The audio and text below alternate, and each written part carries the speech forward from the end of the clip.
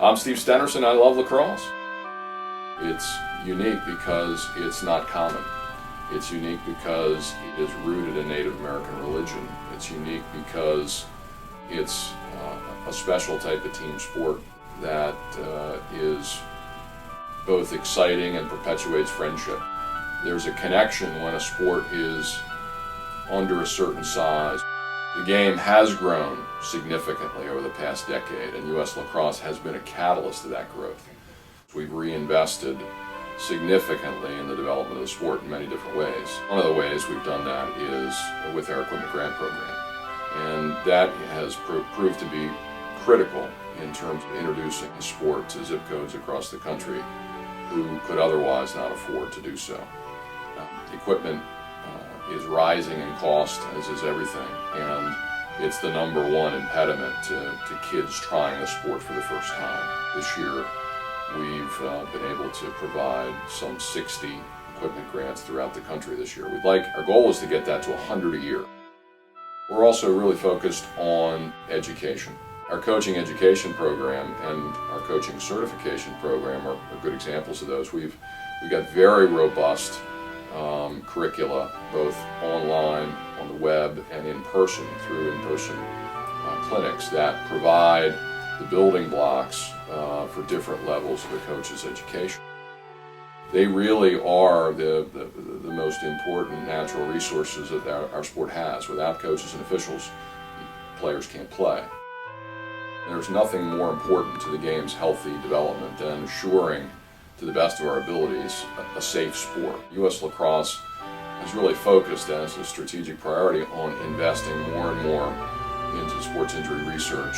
And one of the areas that we're particularly proud of is our relationship with AED manufacturer Cardiac Science. Cardiac Science has worked with us to provide AED grants. We focus so much on sports science and safety that we're, in effect, an industry leader within sport. We want every kid in every zip code across the country to have the opportunity to play lacrosse and see if they like it and enjoy it. It's one of the funnest games I've ever played. We've got a number of bridge program affiliates which are located across the country, which provide not only lacrosse opportunities for kids who would otherwise not have those opportunities, but also combining that with mentoring and tutoring and life skills.